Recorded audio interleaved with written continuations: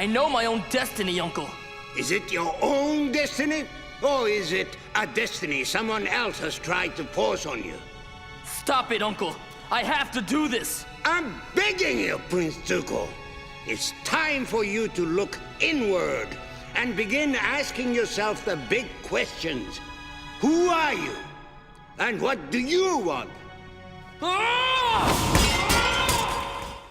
This is a difficult question to answer, and we will come back to it. But first, I have another question for you.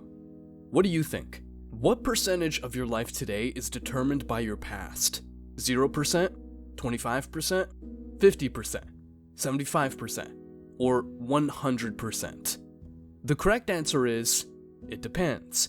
It depends on you. Because the more you believe in the power of your past, the more you will see yourself as a victim of this past and won't be able to move forward. And yes, of course, the past has an influence. And there are also tough circumstances, no question about it, but I think you get the point. I mean, there are also twins with a difficult past, and one becomes successful while the other crashes, even though they have had the same past. So think very carefully about how much power you want to give your past over you. You are under no obligation to be exactly the same in the next 10 minutes as you were in the last 10 minutes, or the last 20 years. This is obviously easier said than done. The thing we call I or me is, to a large extent, the result of our past conditioning. And this past conditioning started from the time we were toddlers and continues until this moment right now. And as you probably know, a lot of stuff happened during this time, and most of it wasn't in our control. A lot of what we think today was imposed on us by society, our parents, and our past experiences.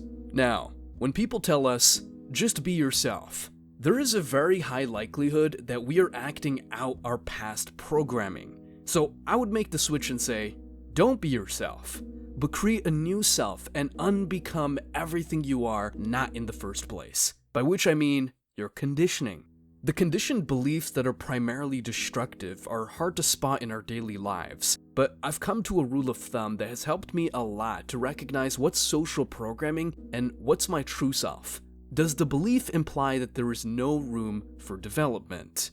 If it is a fixed belief like, I'm emotional, I am unathletic, or I'm a loser, it is the conditioning.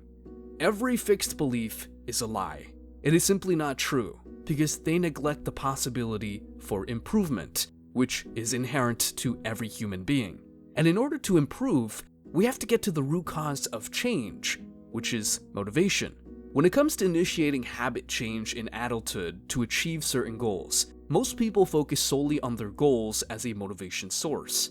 These are results-oriented habits, but these do not always lead to success in the long run, because an isolated goal can trigger too little motivation in you to sustain the change. The alternative is to develop identity-based habits, as this is usually a much stronger source of motivation once the new identity is an integral part of your self-image.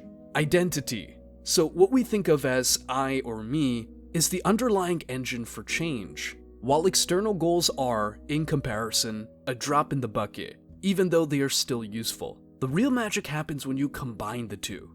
Now, we know how to set goals, but how do we change our identity? You do it by changing the path you are currently taking. When you have a fixed self-image that is based on your conditioning, your past will become your future. It depends on the circumstances, but generally speaking, this should scare you, because when you take the path of your conditioning, it isn't really you that's taking the path, but your conditioned mind, and it can lead you somewhere you actually don't want to end.